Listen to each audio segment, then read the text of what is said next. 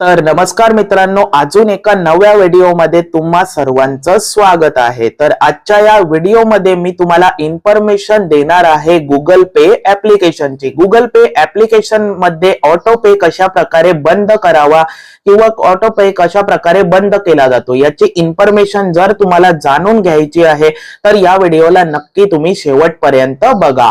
आता आपण सिंपल सर्वात प्रथम गुगल पे ऍप्लिकेशनला ओपन करून घेऊया। तर तुम्ही बघू शकता मी इथे गुगल पे ऍप्लिकेशनला ओपन करून घेतलेलं आहे। गुगल पे ऍप्लिकेशनला तुम्ही जसं ओपन कराल तसं तुम्हाला सर्वात प्रथम काय करायचं आहे, इथे प्रोफाइलच्या वर क्लिक करायचं आहे। प्रोफाइलवर तुम्ही जसं क्लिक कराल त्यानंतर तुम्हाला खाली स्क्रोल करून घ्यायचं आहे। स्क्रोल केल्यानंतर इथे युअर क्यूआर कोड आणि त्यानंतर सेकंड ऑप्शन तुम्हाला ऑटो पेचा बघायला भेटेल। इथे ऑटो पेच्या वर तुम्ही सिंपल क्लिक करा। त्यानंतर तुमचे जे पण ऑटो पे चालू असतील ते ऑटो पे तुम्हाला इथे बघायला भेटतील किंवा काही ऑटो पे जर तुम्हाला ऍक्सेप्ट करायचा असेल तर इथे पेंडिंग मध्ये ते ऑटो पे तुम्हाला दिसून येतील।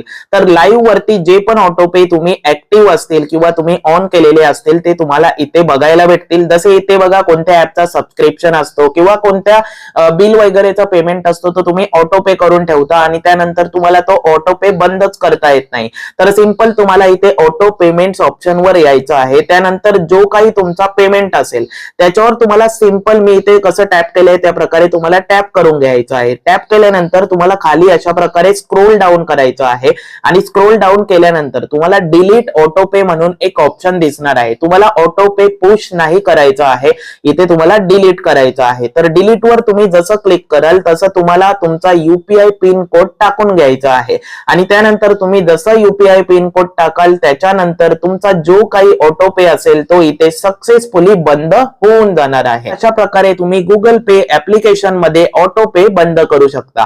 जर तुम्हाला दुसरा काही प्रॉब्लेम असेल किंवा दुसरी काही इन्फॉर्मेशन जाणून घ्यायची असेल तर तुम्ही नक्की कमेंट करा, मी तुमच्यासाठी त्यावर सुद्धा व्हिडिओ नेक्स्ट नवीन। तर आता आपण मिळूया नवीन व्हिडिओ मध्ये। धन्यवाद। जय महाराष्ट्र।